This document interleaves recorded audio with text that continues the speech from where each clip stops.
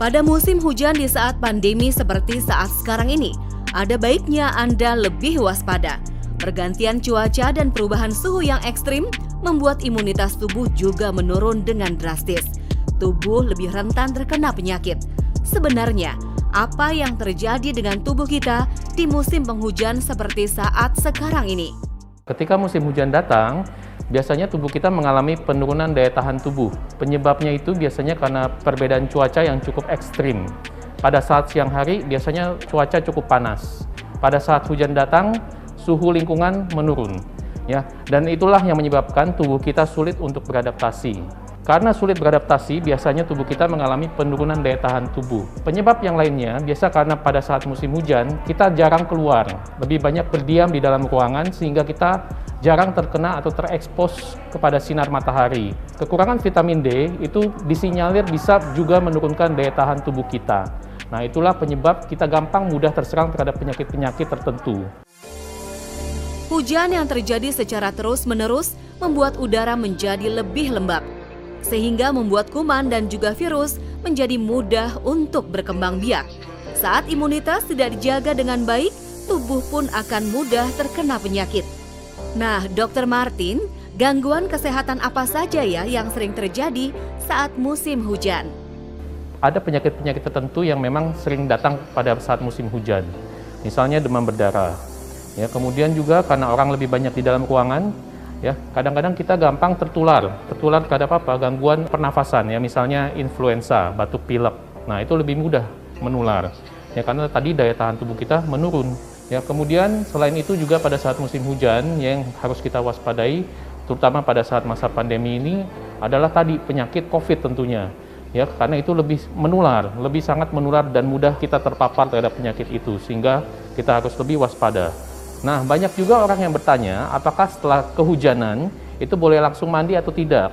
Sebenarnya boleh, tetapi hanya kita harus memilih air yang lebih hangat, supaya tubuh kita lebih rileks, lebih nyaman, otot-otot kita juga bisa rileks, sehingga kita tidak gampang menjadi sakit. Lalu bagaimana kalau kita mandinya menggunakan air dingin? Tidak saya sarankan.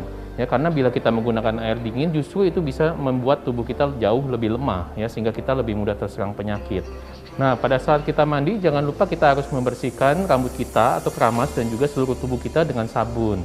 Itu tujuannya adalah untuk membersihkan setelah kita pulang ke rumah dari kehujanan, supaya tubuh dan semua bagian tubuh kita bersih. Beberapa waktu yang lalu, banjir melanda sebagian wilayah Jakarta dan juga beberapa wilayah lainnya. Alhasil timbul genangan dan juga sampah, sisa-sisa banjir di sana-sini. Hal ini tentu mengundang datangnya penyakit. Waspadalah bagi Anda yang sedang mengalami masalah kesehatan.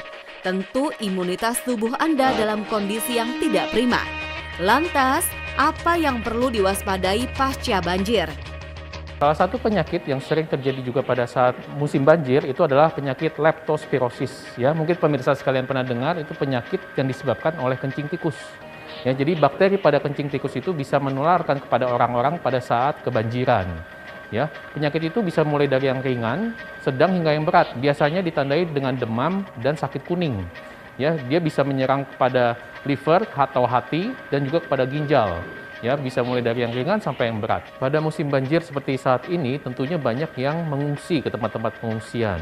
Nah, itu harus diwaspadai. Pada saat orang berkumpul yang banyak, tentunya itu sangat mudah terjadi penularan. Khususnya adalah penyakit-penyakit saluran pernafasan, misalnya influenza. Dan juga karena pada saat ini sedang pandemi, tentu kita harus lebih memperhatikan penyakit COVID yang sangat mudah menular. Untuk itu di tempat pengungsian kita tetap harus mengutamakan protokol 3M itu, menjaga jarak, memakai masker dan juga mencuci tangan supaya kita terhindar dari penyakit COVID ini.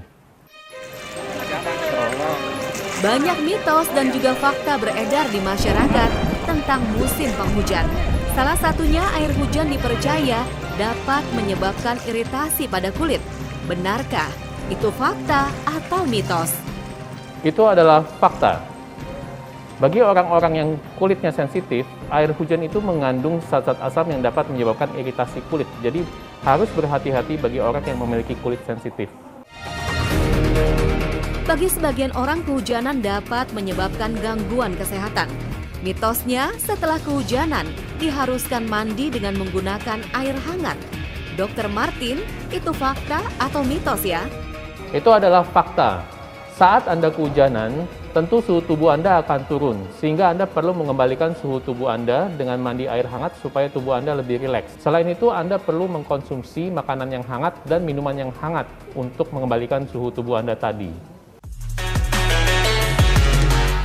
Air hujan adalah sebuah keberkahan karena alasan kesulitan akan air bersih. Menampung air hujan sebagai cadangan untuk dikonsumsi di beberapa wilayah di Indonesia lazim dilakukan. Fakta mitos selanjutnya, air hujan aman untuk dikonsumsi.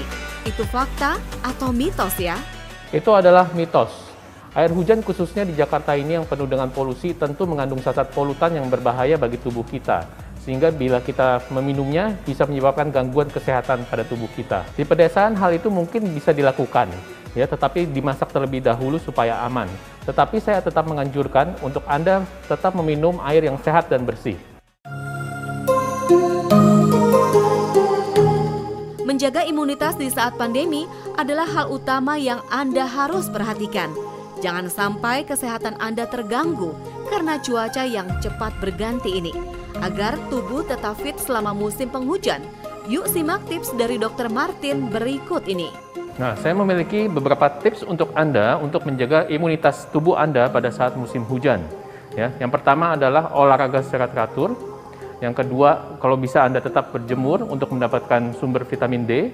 Ya, kemudian makan makanan yang bergizi dan seimbang. Ya, perbanyak buah dan sayuran supaya Anda tetap memiliki vitamin untuk kesehatan tubuh Anda.